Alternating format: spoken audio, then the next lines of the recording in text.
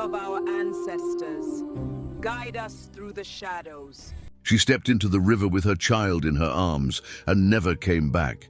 For over 10 years, Amma lived with shame. A woman without children, scorned by her village, whispered about like a curse. But one night, in desperation, she made a promise to the gods, a promise soaked in blood and bound by spirit. She asked for a child. The gods listened, but they never give, without taking. Now, as her son grows with powers beyond understanding, Amma watches her own body weaken and realizes the price of what she begged for. Would you sacrifice your soul for a chance to be a mother? If you believe some promises are too sacred to break, comment below. A promise is a bond with the divine. The silence around her was not peace, it was judgment. It pressed against Amma's skin every morning when she stepped outside her hut, head bowed, her arms heavy with the absence of a child. 10 years had passed since she became a wife, and not once had her womb answered. The whispers were never loud, but always sharp enough to cut through flesh and bone. She wasn't chosen by the gods. She's cursed. She must have done something in another life. The women of the village watched her from behind clay walls and woven cloths. Their laughter faded when she walked by. Their eyes, thick with pity or poison, followed her like smoke. Even the old ones who should have known better, who had seen hunger and fire, plague and rebirth, even they let their gazes linger with disappointment. In a land where fertility was sacred and children were seen as the breath of the ancestors, Amma's emptiness was a wound too visible to ignore. Kojo, her husband, once cradled her face with love. Now his hands found solace in the soil. He spent long days digging the earth, planting yams and corn, as though burying his hope beneath the roots. At night, he ate in silence. No stories, no touch, no prayers spoken aloud. He still brought food. He still repaired the roof when it leaked. But the warmth had left him like a ghost leaving a room without a door. That morning, Amma crouched by the river, scrubbing Kojo's tunic. The water was cold, and her fingers ached. She stared at the pale fabric, watching how the fibers clung to each other like people in a storm. Her mind wandered, as it often did these days, to the dreams, strange, heavy dreams, of children she had never met, voices whispering her name from somewhere far below the earth. When she returned to the village, Kojo was fixing the fence. His shirt was soaked with sweat, and his jaw clenched as he hammered down each stake with precision. She stood near the doorway, watching him, wanting to say something, wanting to break the silence that had made a home between them. "Kojo," she said, softly. He didn't look up. The sound of the hammer striking wood filled the space between them. "I'm going to the hills," she continued, "to the temple." Now he stopped. He wiped his brow and turned, his eyes narrowed. "Why?" Amma held her breath. She had prepared a dozen responses, none of which sounded right now that the moment had come. "I want to speak to Mama Nyako." Silence. He looked away again and struck the wood harder this time. "That old witch won't give you what the gods have already denied." She flinched at his words, not for their cruelty. She had endured worse, but because somewhere inside she feared he was right. Still, she said, "I have to try." Kojo didn't stop her, but he didn't ask her to stay either. That night, Amma packed a small bundle, dried cassava, 2 calabashes of water, and a handful of kola nuts. She wrapped her shoulders in her mother's old shawl and slipped out before dawn, her feet tracing the path that wound between the trees and stones like an old scar across the land. The hills loomed in the distance, ancient and silent, touched only by wind and prayer.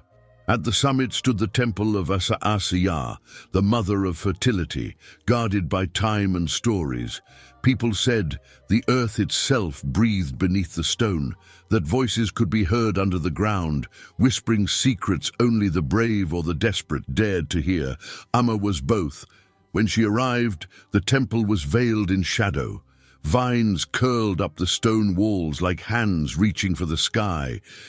The air smelled of ash, herbs, and something older, something thick with memory. A rustle came from within, and then, from the darkness, a figure emerged. Mama Nyarko. She was taller than Amma remembered from childhood, or perhaps age had simply given her more presence. Her eyes were painted white, no pupils visible, only blank orbs that seemed to see more than they should. Around her neck, bones clinked softly with every movement. Her skin was the color of scorched wood, and her voice, when she spoke, was the sound of something dry breaking in half. "You seek life," she said without greeting, "but you walk with death in your mouth." Amma's lips trembled. She fell to her knees. "I have begged," she whispered. "I have prayed. I have waited for the ancestors to answer me, but they are silent. I have no child. My husband grows distant. I have nothing left to offer." Mama Nyarko's head tilted slightly, as though listening to a voice behind Amma's shoulder. "The gods are not merchants. They do not trade favors. They answer only when the soul bends low enough to touch the dirt." Amma reached into her bundle and placed it on the ground before her. The kola nuts, the water, the cassava. "I offer what I have." Mama Nyarko stepped forward and crushed the kola nuts underfoot. "What you have is not enough," she murmured. Amma's voice broke. "Then tell me what they want." For a moment, the old woman was silent. The wind stirred the vines on the temple walls. Birds stopped singing. Finally, Mama Nyarko spoke. "They want what cannot be returned." Amma looked up, her eyes wide. "What do you mean?" The priestess knelt so close Amma could smell the smoke on her breath. "The gods will hear you. But remember this, what is born of promise does not belong to flesh. It is not yours to name, not yours to keep. Will you give your child, should they give you one?" Amma didn't answer immediately. Her heart pounded like a drum in her chest. Every instinct screamed no. But something else, something colder and older, whispered yes. "I will," she said. Mama Nyarko stood. "Then rise." The ritual took place under a sky lit by a blood moon. The air crackled with a stillness that made Amma's skin crawl. The temple walls glowed faintly in the red light, and the earth beneath her knees pulsed like a slow heartbeat. Mama Nyarko drew a circle in ash around her. In the center, a clay bowl filled with goat's blood, mixed with crushed leaves from the sacred tree. Amma dipped her fingers into the bowl and marked her own forehead. "Speak your vow," the priestess intoned. Amma's voice was steady, but her hands trembled. "If the gods bless me with a child, I give them his soul. Let him serve the world beyond. Let him be theirs." A hush fell. Then the wind stirred, not gently, but with force, as if the forest exhaled. The bowl cracked in two. The ashes lifted into the air and spiraled upward. Somewhere, in the belly of the hills, a drumbeat echoed once, low and final. Mama Nyarko nodded. "It is done." When Amma returned to the village, her body felt different. Heavier, anchored in ways she couldn't explain. Days passed, then weeks. Her appetite changed, her skin warmed, and then, the sign she had begged the gods for, her moon did not return. She was with child. The village that once avoided her now welcomed her with open arms. Women who had spoken in whispers now brought her food and herbs. Kojo, when he found out, cried without shame. He lifted her in his arms, kissed her belly, and began building a new house beside the old one big enough for a family.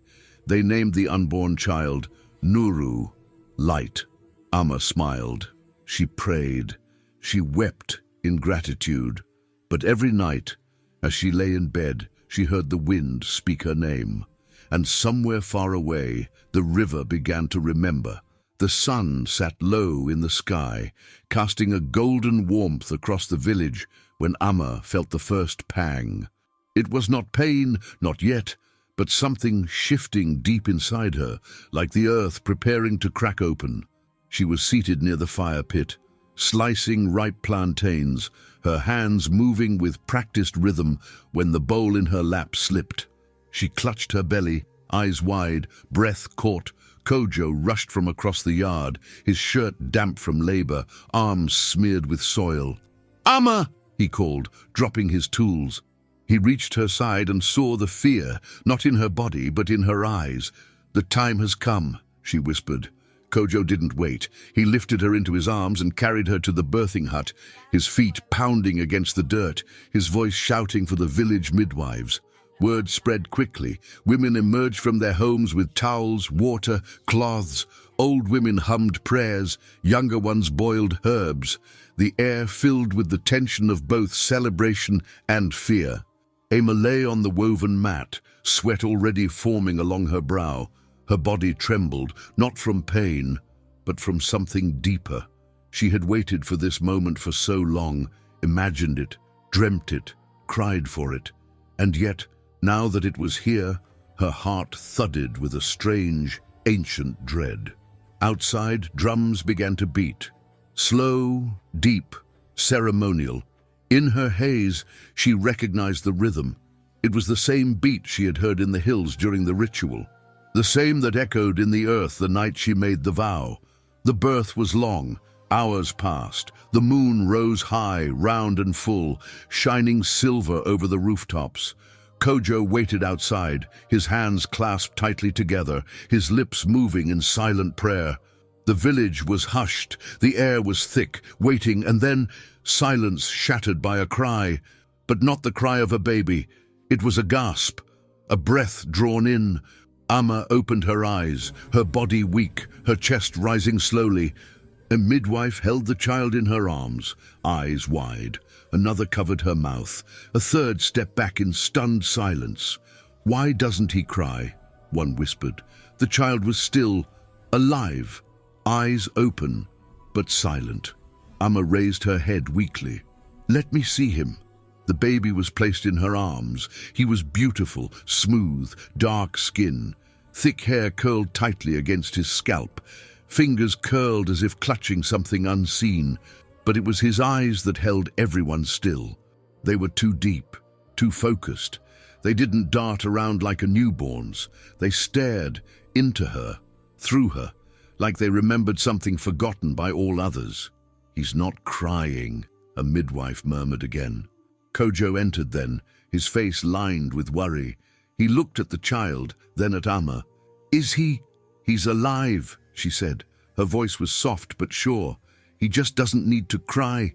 She pulled him close to her chest. His body was warm, his heartbeat strong. But Amma felt something then, a chill along her spine, as though the wind had crept through the walls just to pass over her. The village celebrated through the night. Kojo slaughtered a goat. Neighbors brought yams, shea butter, wine. There was dancing and singing, laughter and praise. The child had come. The curse was broken. Amma had delivered life, and the spirits had returned her favor. But inside the hut, Amma could not sleep. She held Nuru tightly, watching him. He rarely blinked. He stared into corners as if seeing things she could not. Once, he turned his head sharply toward the window, even though it was dark outside. She whispered to him, humming lullabies from her youth. And though he made no sound, she swore she saw his lips move, as if mouthing words in a language she had never taught. Days turned into weeks. Nuru grew quickly. He barely cried. He smiled rarely, but when he did, it was sudden like lightning behind a curtain. His eyes followed movement long before other children could. He responded to voices from rooms away. He laughed at things no one else heard. At night, Amma began to dream. In the dreams, she stood beside a great river. The water churned, not violently but with purpose. A voice called her name, low and distant. Nuru stood at the edge, beckoning her with one hand, his eyes glowing pale blue. When she awoke, her skin was damp with sweat, and Nuru slept soundly beside her, one hand resting over her heart.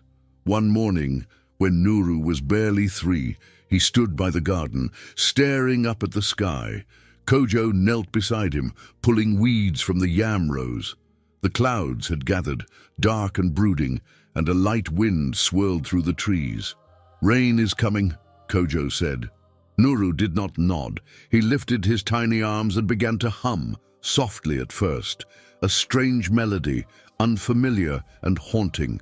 The wind stopped, and then, as if summoned, a light rain began to fall just over the garden, nowhere else. The sky above the hut remained clear. The air was dry beyond the fence. But where Nuru stood, droplets danced like beads on invisible strings. Kojo froze, staring. Amma, watching from the doorway, felt her knees weaken. Later that week, a child lost a necklace in the river. Nuru stood by the bank, still as a stone. Then he spoke. Words Amma couldn't understand. The necklace floated up, slowly, and drifted to the shore. By the time he turned 5, the stories had begun. "They say he speaks to birds. I heard he knows your name before you say it. He saw a woman's sickness before it began." Amma tried to quiet the rumors. She didn't want the attention. But the village didn't see danger, they saw blessing. They believed Nuru was touched by the spirits, gifted with power from the gods. People began to come, asking for his gaze, his words, his touch. But Amma knew better. She remembered the vow, the blood, the silence of the gods before they answered. She watched Nuru every day, holding her breath when he smiled, fearing every time he stared into nothing. He was her child, and yet not. Then came the first sign.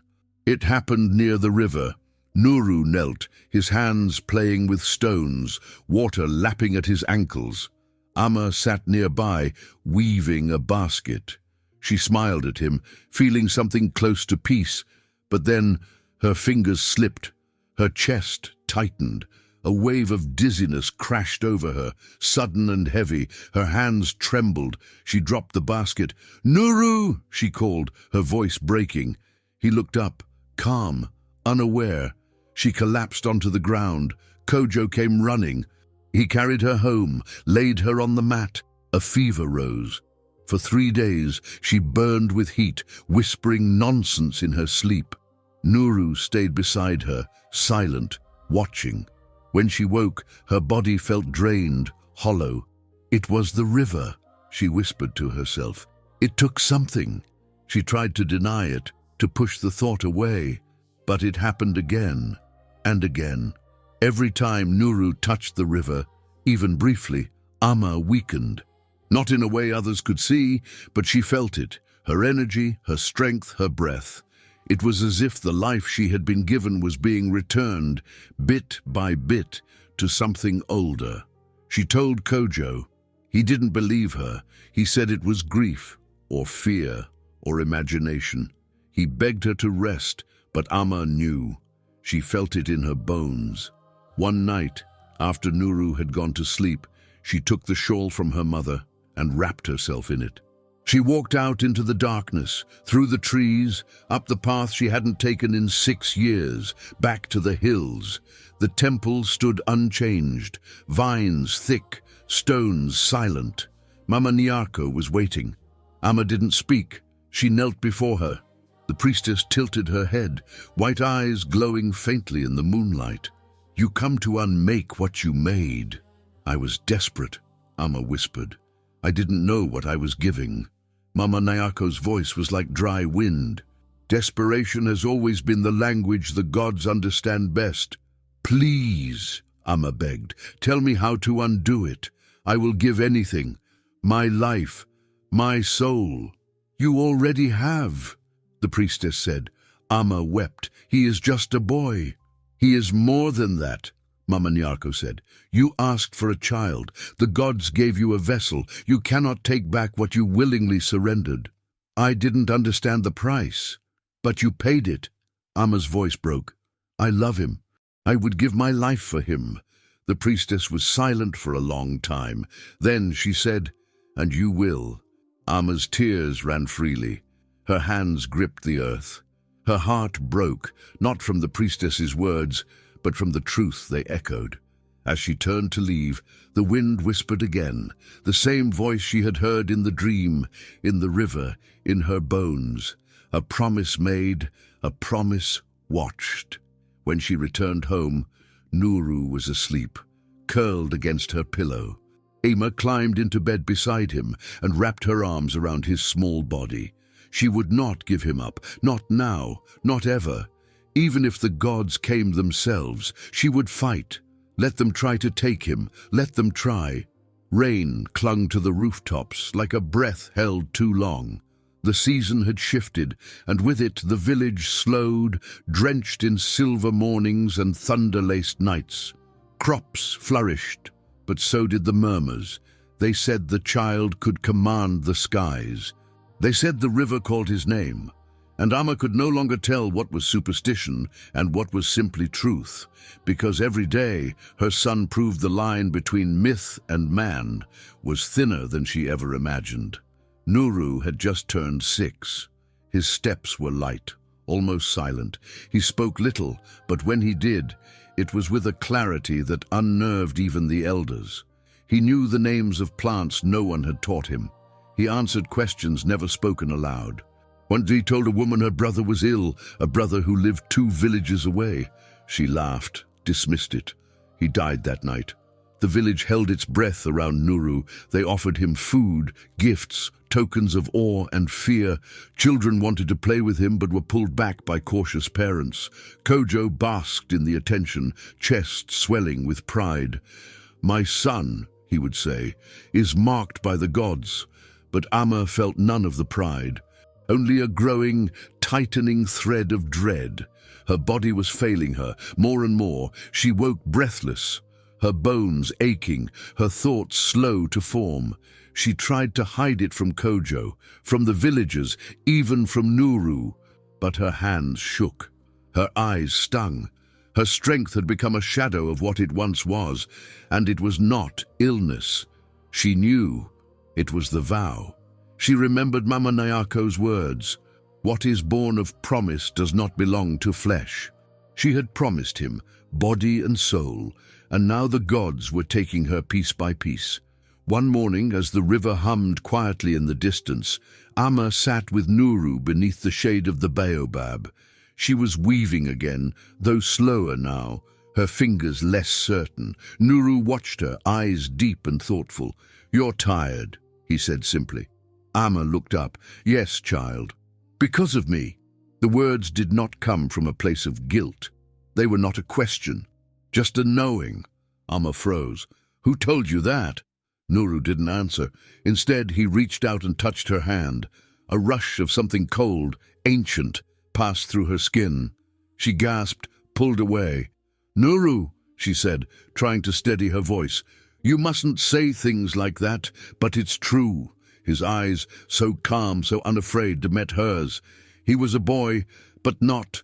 There was an oldness in him, a depth that unsettled her even now.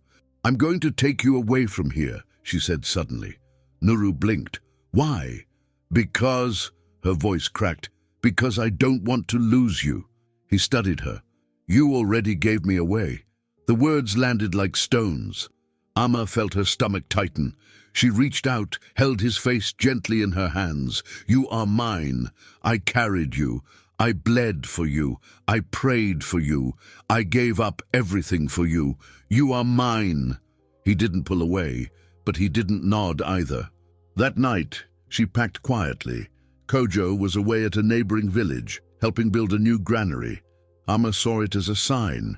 There would be no arguing, no confrontation, just her and Nuru, slipping away under the cover of dark. She tied together smoked fish, cassava, a small gourd of palm oil. She wrapped Nuru in warm cloth, whispering for him to stay silent. The moon was high, hidden behind thick clouds. Only the sound of insects and distant frogs accompanied their steps. They moved past sleeping huts, across the soft earth of the yam fields and into the trees. The path to the river was one she had walked 1,000 times, but never like this. Never with her heart pounding against her ribs, never with this fear. The river came into view, wide, dark, and endless. The water shimmered slightly, as though aware. Amma paused. She had hoped to find a boat tethered near the rocks, something left behind by a fisherman, but the shore was empty. "We'll have to walk across the shallow bend," she whispered. Nuru looked at the water. "It's waiting." Amma didn't ask what he meant.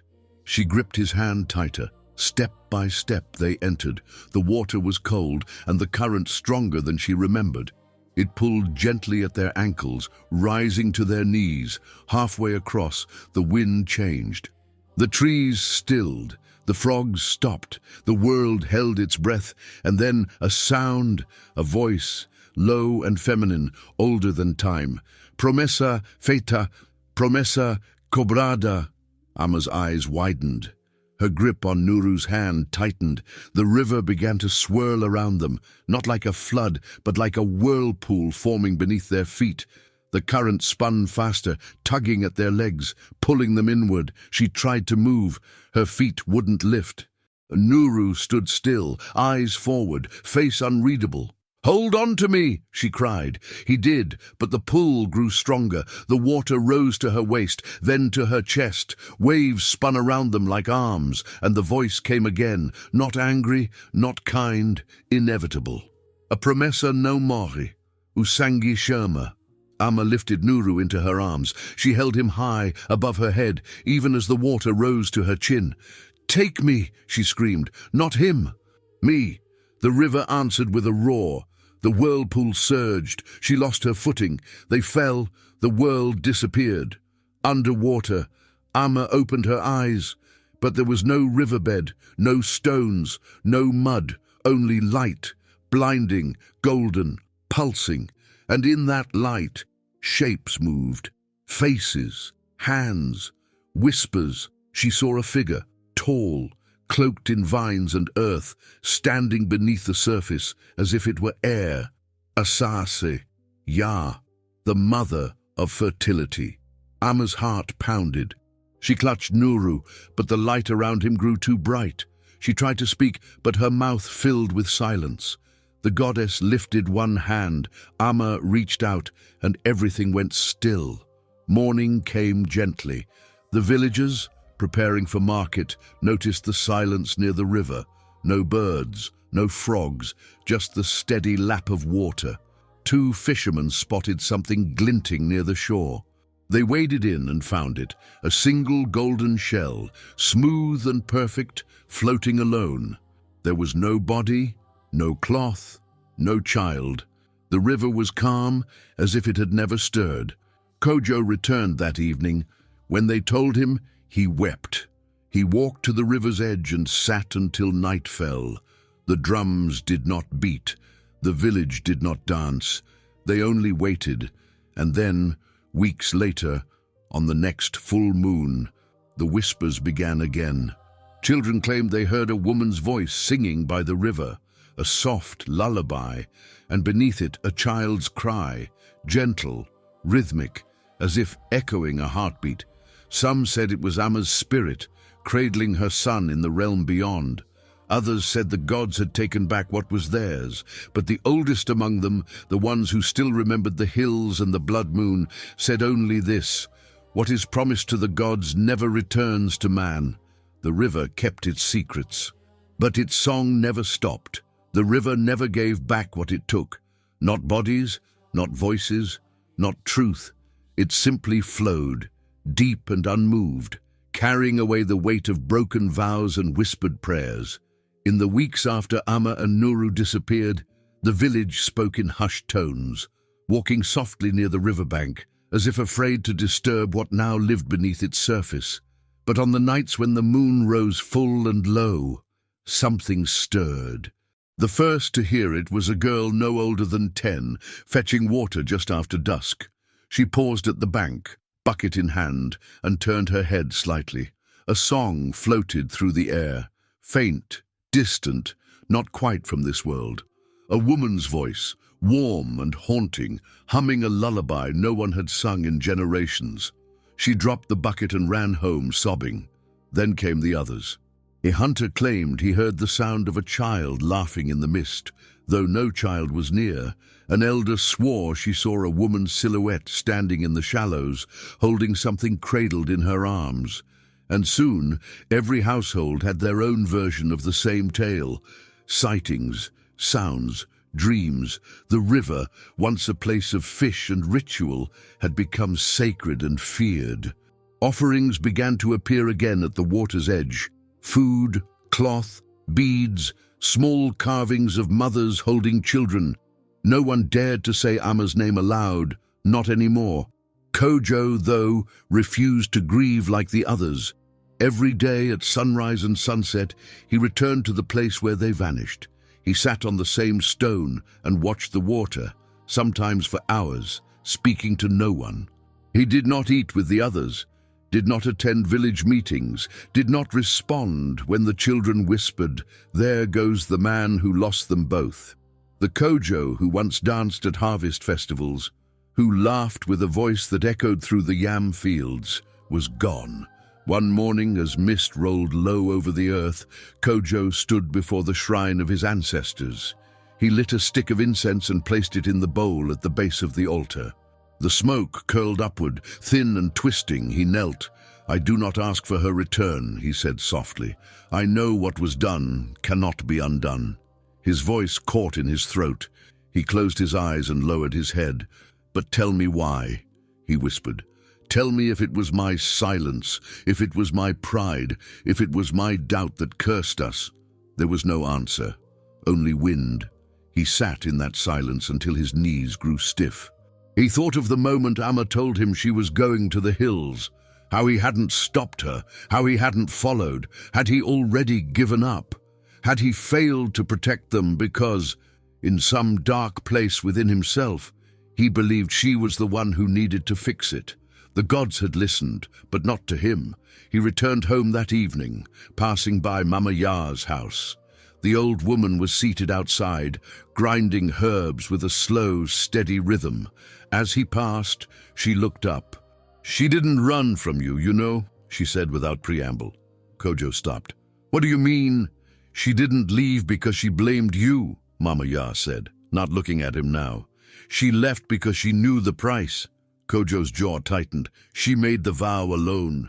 She made it for both of you." He didn't reply. He couldn't. Mama Ya's eyes, clouded with age but still sharp, met his. "You think love is soft," she said, "but it isn't. Love makes people jump into rivers. Love makes people stand before gods with empty hands. Love is not gentle, it's fire. And Amma burned for you." He walked away with those words lodged in his chest, like stones. That night, Kojo sat outside, listening to the wind. The moon had not yet risen, and the stars blinked behind drifting clouds. In the distance, the river whispered. He imagined he could hear her voice there. Not a song this time, but a breath, a sigh, or maybe just the sound of something waiting. And then, for the first time in weeks, he dreamed. In the dream, he stood at the edge of the river. The water was still, too still, like glass stretched across a dark sky. Across from him, Amma stood barefoot in the shallows, holding Nuru in her arms. They did not move. They simply watched him. Amma's eyes were not angry. They were not even sad. They were tired. The kind of tired that came from holding a life too long in borrowed hands. She opened her mouth, but no words came, only a breeze. Then Nuru reached one hand toward him, and the water between them began to churn. Kojo woke with a start. His face was wet, and though he could not remember a word spoken in the dream, he rose and began to pack. He was going to the hills. It took him most of the day to reach the temple. The path was overgrown in places, as if the land itself wanted to forget. The wind moaned low through the trees. Birds watched silently from the branches. When he finally arrived, the sky had turned gray with clouds. Mama Nyako stood in the doorway, as though she had known he would come. "You are late," she said. Kojo's throat was dry. "Tell me where they are." "You know where they are. I want to see them." She looked at him long and hard. "You didn't believe her before." "I believe now." She turned slowly and disappeared inside the temple. Kojo followed. The air inside was heavy, filled with the scent of ash, old blood, and crushed herbs. Symbols were drawn on the floor in chalk. Bones hung from the ceiling. swaying slightly even though there was no breeze. Mama Nyarko moved to the center of the room and sat. She gestured for him to do the same. "Do you think the gods are cruel?" she asked. "I don't know what they are," Kojo replied. "They are not human," she said. "They do not think like you. They do not forget. They do not forgive in the way you understand forgiveness. They deal in balance." Amma broke the balance. "No," Kojo said. "She fulfilled it. She gave them what they asked for. And then she tried to take it back," Mama Nyarko replied. "You cannot bargain twice with spirits." Kojo's hands curled into fists. "So there's no way." She watched him for a long time. Then she said, "There is always a way, but it will not give you what you want. Only what is left." I want to hear her voice. "Then listen," she said, "but understand this. What you hear may not be hers. It may be what you left behind." He closed his eyes. The world narrowed. He heard the river, the wind, the drums from long ago. He saw Amma laughing beneath the baobab, Nuru reaching for the sky, the smell of roasted plantains, the sound of cloth tearing, the heat of her body against his. Then the lullaby, soft, old. He opened his eyes.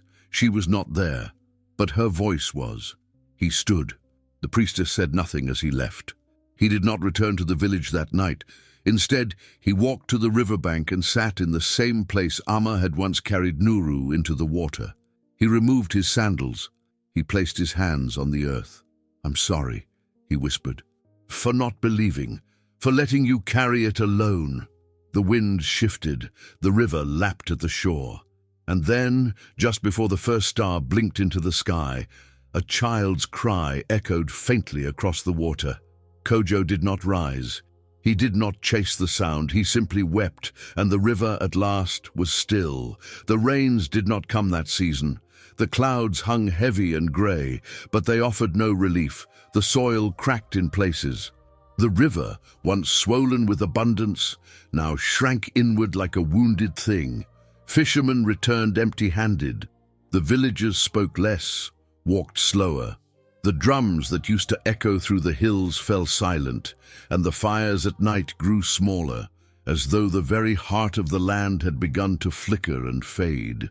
But no one said the word curse, not aloud, because they all knew what had been promised and what had been taken. Kojo stayed by the river. Morning, noon, and deep into the night, he built a small altar of stones and clay at the place where Amma vanished.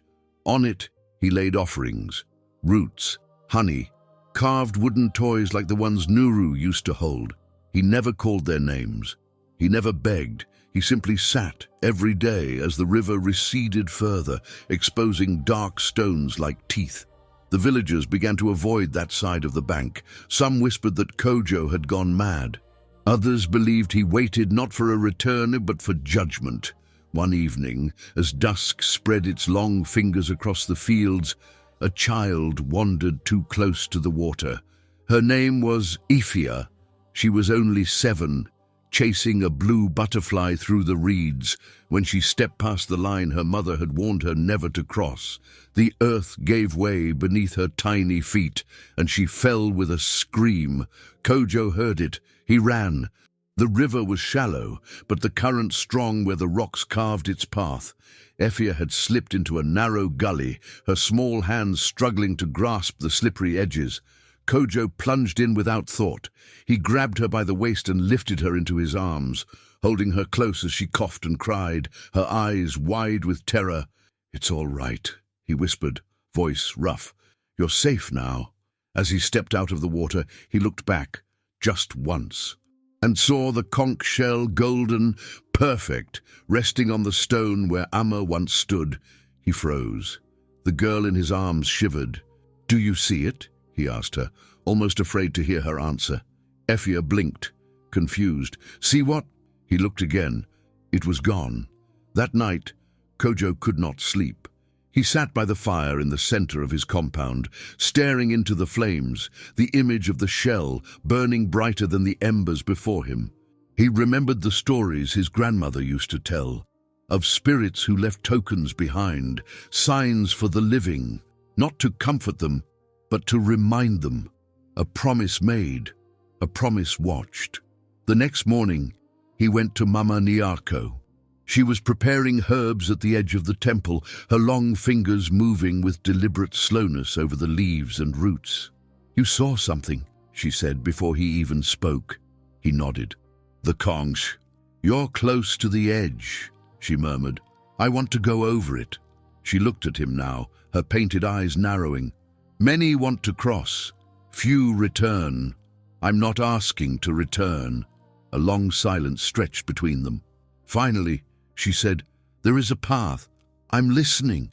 "You won't walk it with your feet," she said. "You'll walk it with your soul." Kojo said nothing, only lowered himself to the ground.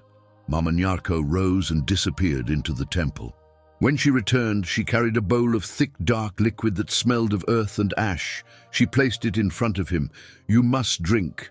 "What is it?" he asked. "Memory," she answered. "Yours, hers, and theirs." He stared at the bowl for a long moment. Then he lifted it and drank. It tasted of smoke and metal, of roots pulled too early from the ground, of grief buried under years of silence. Darkness swallowed him whole. At first, there was nothing. Then the warmth, Amma's laughter. He stood in a field, younger, arms wrapped around her waist as she spun in circles, their joy echoing through the sky like music. He reached for her, but she vanished. Suddenly, he was standing in the temple, watching Amma kneel before Mama Nyarko. Her hands trembled as she made the vow. He saw the blood. He saw her tears. He heard her say his name, even when she thought she was alone. Then the river. He was there, on the bank, shouting her name as she disappeared beneath the water. "No!" he cried, but his voice was lost in the roar. Then silence. When he opened his eyes again, he was no longer in the temple. He stood beneath the river, not underwater, but under it, a place between places. The sky above was liquid, shimmering and slow. Around him, earth pulsed with strange light. He walked forward, barefoot, toward a sound, soft humming. There she was, Amma, seated beneath a tree made of glass and bone, her hair braided with threads of gold, her eyes tired but alive. Nuru lay sleeping in her lap. Kojo's breath caught. Amma. She looked up slowly. He expected anger, or sadness, or cold, but she smiled. "You came." He dropped to his knees. "I didn't understand. I thought you left me. I tried to save him," she said, stroking Nuru's hair. "But the gods never wanted him saved. They only wanted him returned.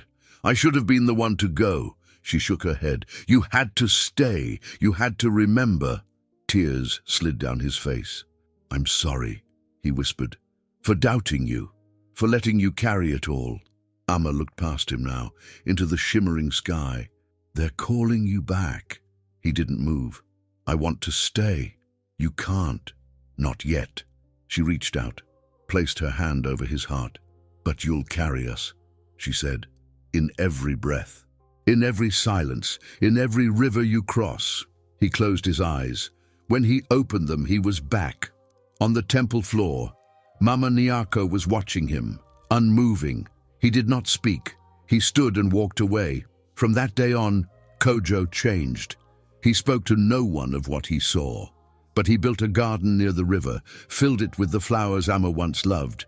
He placed stones around it, carved with symbols only the old ones recognized.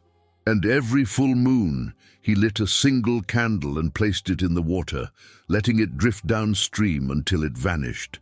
The children still whispered of the lullaby, the villagers still left offerings, and the river, though never the same, began to rise again, slowly, cautiously, like a secret returning home. Some said the gods were appeased. Others said Amma's love had rooted itself too deeply to be washed away. But the wise knew better. The promise still lived. And it would wait as long as it needed to. The river was no longer feared, but it was no longer trusted. Years passed, but the silence it carried remained untouched. Even as the rains returned and the crops flourished, even as laughter once again rose from the courtyards and the drums found their rhythm. No one dared to bathe near the bend where Amma and Nuru had disappeared. Children were forbidden to play there. The old trees were left uncut, and the stone where the conquered once rested became a sacred marker, never named aloud, never pointed to. The villagers simply referred to it as the place of the vow. Kojo grew older. His beard turned grey, his hands thickened with time. But he remained lean and quiet, moving with the discipline of one who had lived many lifetimes within a single body. He still lived in the same hut, though it was now surrounded by green. He tended to the garden Amma had once dreamed of planting, a place full of bitterleaf, marigold, cassava, hibiscus, and creeping jasmine. He spoke little, except to the plants, to the wind, and occasionally to the river. He never remarried. The elders had stopped asking, and the younger ones had learned to respect the boundary of his solitude. Still, there were days when a stranger would arrive at his gate, someone from another village who had heard rumors of the man who walked between worlds. They came seeking answers, miracles, or blessings, believing him to be marked by the gods. Kojo would always greet them gently. He would listen, pour water, offer a seat, but he gave no prophecies, no spells, only the truth. "I was given a gift," he would say, "and then I gave it back." Sometimes they stayed, sometimes they cried, but they always left quieter than they had arrived, and still the river sang. Not always, and not for everyone, but those who listened deeply, with hearts emptied of noise and pride, swore they could hear it. A woman's voice, soft as nightfall, a child's breath, steady and near. It became a mystery that outlasted explanation, a lullaby born of sorrow, but sung with a love that no death could drown. One dry season, a young boy named Kwaku, only 12 years old, was found seated by the riverbank, eyes wide, lips parted, unmoving. His mother screamed, believing him lost to spirit possession. But when they shook him, he blinked and whispered something so quietly they had to lean close to hear. "She told me I had a name." They asked him, "Who?" "The lady in the water." His family tried to hide the story, but it spread, just like they always did. The next week, another child claimed to hear footsteps walking alongside her on the path to fetch water. Then another, and another, each with a different story, but all with the same end. "She knows my name." It was then that the village decided to gather. The elders, the youth leaders, the priestesses, the midwives. They assembled in the center square beneath the large Iroko tree where judgments were once passed and disputes settled. The drums were quiet. There was no dancing, no chants, just silence. Kojo was invited. He came barefoot, his head bowed, his eyes steady. They offered him the central stool, and he accepted it with neither pride nor protest. When he looked up, every face turned toward him, waiting. It was Akua, the head priestess, who finally spoke. "We ask you not as a father, nor as a widower. We ask you as a witness." Kojo met her gaze. "What do you wish to know?" Akua hesitated. "Is it her? Is it Amma, who speaks through the river?" Kojo's throat tightened. For a long time, he said nothing. The wind rustled the leaves above them. "She was never just one voice," he said at last. "She carries the voice of all those who gave more than they had, of mothers who chose the storm, of love that went unanswered but did not turn bitter." A murmur passed through the crowd. "And the child?" Aqua asked. Kojo lowered his head. "He is not gone. He is not fully here. He belongs to the place between a bridge." Some scoffed, others crossed their arms, uncertain. "But what does it mean?" one of the elders asked, impatient now. "Why now? Why the children?" Kojo looked toward the river. "The gods remember," he said quietly, "and when they are ready to speak, they do not choose the loudest, they choose the listening." A pause. Then a young girl stepped forward from the crowd. Her name was Senna, barely 13. She clutched a small gourd to her chest, and her voice was thin with nerves. "I dreamed of her," she said. "She told me a story." "What story?" Aqua asked. Senna's eyes glistened. "Of a woman who walked into the river because love asked her to. Of a child who held power he didn't understand. Of a man who waited too long to believe." The silence after her words was heavy. Then Kojo stood. "I am not here to interpret signs," he said. "I'm here to remind you." He pointed toward the river. "You have built your lives on the soil of the gods. You offer fruit and praise when you are blessed, but you forget the root. A promise made with the gods is not a story. It is a thread. You cut it and it pulls. You tie it and it binds." He turned back to the people. "But not all bonds are chains." That night, the drums returned, but they did not beat for celebration. They beat for remembering. A slow rhythm, deep and steady, like a heartbeat drawn from the earth's core. The village gathered by the water, candles in hand, feet bare. They did not ask questions. They did not demand answers. They listened. Kojo stood at the edge, holding a single carved figure, a small child with arms outstretched. He placed it in the water and let it drift. The villagers followed. One by one, they placed their offerings in the river. Beads, stones, carved names, whispered hopes. And then Senna stepped forward again. She stood ankle-deep in the water, eyes closed, and she sang, not loud, not perfect, but pure, a lullaby. The same one children had heard in dreams, the same one that echoed through the trees when the moon was high. And for a moment, just a moment, the river answered. A breeze passed through, a sigh, a voice too soft to name. Kojo closed his eyes. He could feel Amma beside him. He could feel Nuru's hand in his. He did not cry. There were no more tears to give. Only silence, only peace. When the people returned to their homes, the village felt different. Not cleansed, not cured, but aligned, as though something long forgotten had returned to its rightful place. The next day, the rains came, gentle at first, then firm, then full. The river swelled again, not with threat but with promise. The gardens bloomed, children laughed, and the wind from time to time still carried a voice. Not every day, not every night, but often enough to be known. She sang, and they listened. The vow had been paid, but the story would live on. Because love, when it touches the spirit world, does not fade. It transforms, and it returns, sometimes in wind, sometimes in water, sometimes in the voice of a child who remembers a name he's never been told. They called it a myth. They called it a curse.